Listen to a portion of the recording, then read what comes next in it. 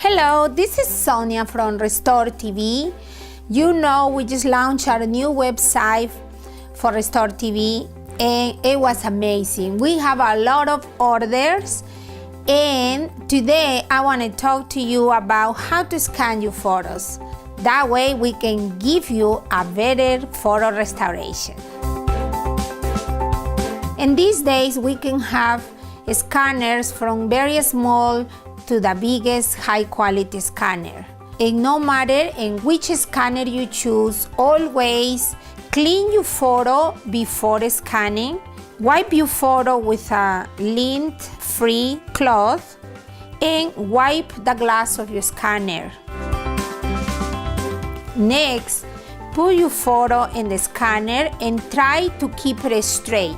Align your photo with the lines of the scanner.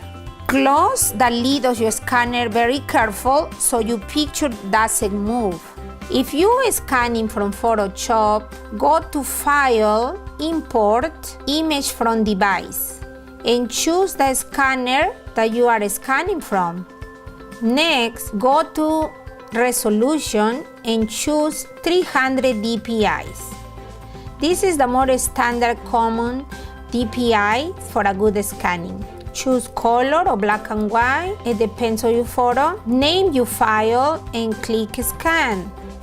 That's easy, right?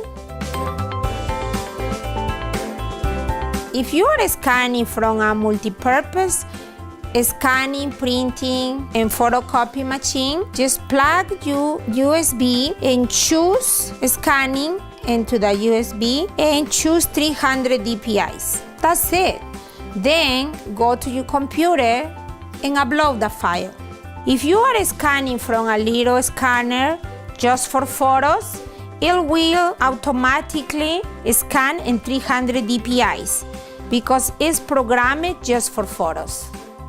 If you have just a scanner, it will come with a special program that you will install in your computer. The program will have the name of your scanner.